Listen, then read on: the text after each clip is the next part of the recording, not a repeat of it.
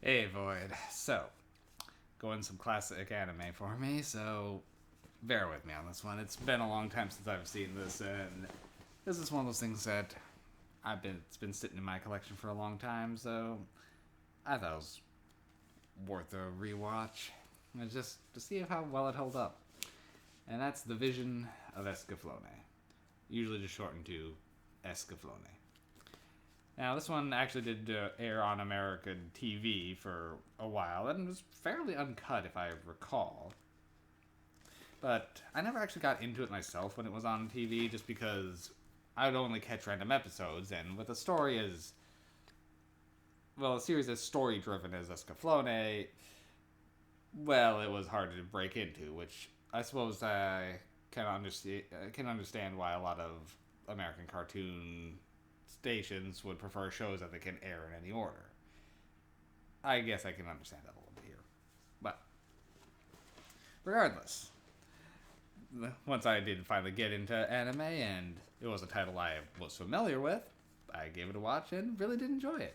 It still overall holds up, though some things are a little strange in it, particularly with the weird science towards the later parts of it when they're talking about fields of high density fate and fate particles accelerating. It's like you're trying to science destiny a little too much.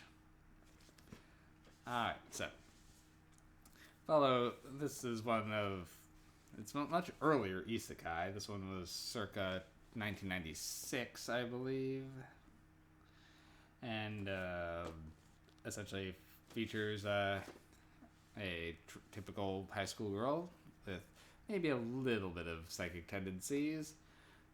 She does the tarot and dowsing and is just a little bit more accurate than most people.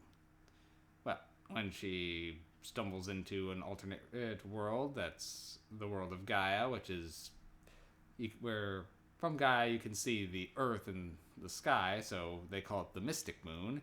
So she's essentially viewed as an alien here, and her psychic abilities are now, well, in full swing. She meets a newly crowned king of Fennel named Van, whose nation is very quickly destroyed by one of my favorite anime villains of all time, Lord Delandau, who is just such a special case of insanity and maliciousness that he's chewing every scene he is in, and he is so delightful to watch.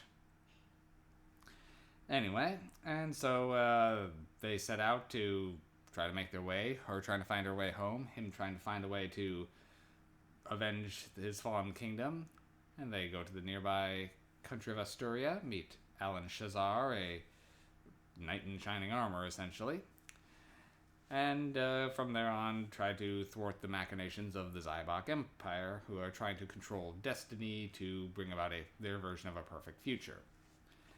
Now, the titular Escaflowne is a Guy Melloff, their term for mech suit in this, that just has some special capabilities. One being it can turn into a dragon-like glider, and Vaughn can move it and control it a lot better than most people can control theirs, but at the same time, he feels the pain of the machine. So, it's got mechs, it's got that other worlds, and some very strange romance triangles. Try to keep up with who's currently in love with who in this is an experience. But this is a series. While the plot details will fade overall after the years, the characters have always stuck with me. I remember pretty much everyone from the series, which by name, usually first and last, and that says something. The characters are very well defined. Now, in a lot of mainstream animes, I suffer from what I call the main girl syndrome. Sometimes main guy, but usually it's the main girl in the series being usually intolerable or insufferable, and it's just every other character around them that is a lot more interesting. For like Sailor Moon, for me, is a big example of this. Usagi is obnoxious. Everyone else is great. Naruto, Sakura is not very interesting. Everyone else, entertaining. And a lot of other animes for me, it's just whoever's the main girl. Fushigi Yugi, Miyaka's not the greatest. I much prefer her friend Yui. for a slightly more obscure one. But this one, Hitomi is a very likable protagonist, and essentially, she's very well rounded. Like, the few physical things she does that are a little bit above and beyond are, well, they explain how she can do it. She's been a track runner forever, so the fact that she can outrun and do some jumps that are a little above and beyond are part of that. And she's, like, you kind of want to shake her sometimes for her love triangles, sure, but she actually handles them in a much more reasonable fashion, and she's not a bubblehead like a lot of other main girls are. So she's a very likable protagonist, which sets Escaflowne ahead of for me for a lot of series. So it has one of my favorite villains of all time, and the series itself does hold up pretty well. Like I said, some of the later science things are so whacked that they don't make sense by any means when they're trying to inject luck into people and talk about fate like it's a being able to alter fate through technology. It gets strange. But that said, overall, it's a great mech fantasy. And that says, despite them having mechs, it is a fantasy more so. Like, they never really talk too much about the technology of how the mobile suits work. It's like a suit of armor that is just bigger. So, and like, they never really talk too much about like the levy stones. Like, they have ships that are controlled by like rocks that are just naturally buoyant, and essentially by heating and cooling them, they make the ship rise and fall.